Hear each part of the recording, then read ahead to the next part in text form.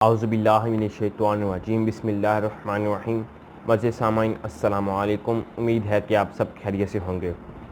یقین کامل چینل پر ہم آپ کو خوش آمدید کہتے ہیں۔ اس سے پہلے کہ میں اپنی اس ویڈیو کو شروع کروں، ہمارے اس چینل کو فوری طور پر سبسکرائب کر دیں اور ساتھ ہی ساتھ نیچے دیے گئے بیل آئیکن کو بھی دبا دیں تاکہ ہماری ہر ویڈیو کی نوٹیفیکیشن آپ تک بوقت پہنچ سکے۔ معزز سامعین، آج آپ کے پاس میں خاص رمضان المبارک کے دوسرے جمعہ کا وظیفہ لے کے آیا ہوں۔ یہ وظیفہ ہر حاجت، ہر خواہش، ہر تمنا کے لیے ہے اور رزق میں برکت کے لیے بھی ہے۔ آپ کی جو بھی جائز تمنا، جو بھی جائز حاجت ہوگی وہ پوری ہو جائے گی اور رزق میں کشادگی ہو جائے گی انشاءاللہ۔ پورے رمضان آپ کے رزق میں کوئی کمی نہیں ہوگی۔ اللہ تعالیٰ آپ کو بہت سی نعمتوں سے نوازے گا رمضان کی برکت سے، اور اس وظیفے کی فضیلت سے اللہ تعالیٰ آپ پر رحم فرمائے گا۔ اللہ تعالیٰ آپ کے رزق میں کشادگی فرما دے گا، اللہ تعالیٰ آپ پر رزق کی بارش فرما دے گا۔ تو یہ وظیفہ کیا ہے؟ یہ وظیفہ اس طرح کرنا ہے آپ نے کہ رمضان کے دوسرے جمعہ میں نماز مغرب اور عشاء کے درمیان آپ نے سورۃ الفاتحہ 21 مرتبہ، سورۃ الاخلاص 21 مرتبہ اور سورۃ الکوثر 21 مرتبہ پڑھ کر اللہ تعالیٰ سے اپنی حاجت کی دعا کرنی ہے۔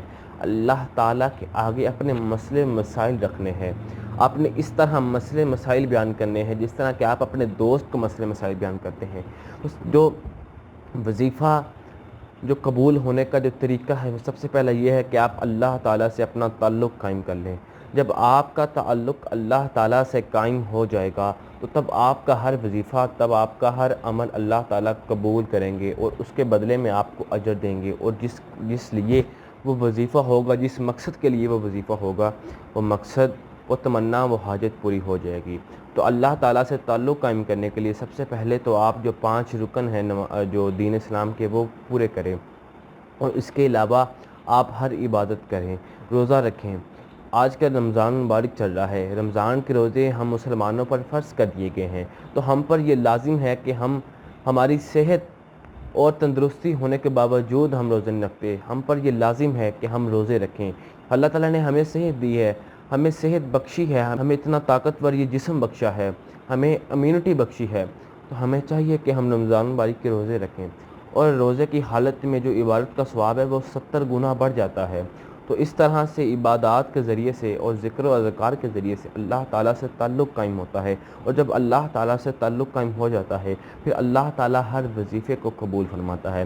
لیکن جو سب سے پہلا، جو سب سے مین کردار ہے وہ یقین کا ہے، کہ جب آپ کا ایمان اور یقین اللہ تعالیٰ پر نہیں ہوگا تو تب آپ کا کبھی بھی تعلق قائم نہیں ہو سکتا، اور نہ ہی کوئی وظیفہ، نہ ہی کوئی عبادت قبول ہو سکتی ہے۔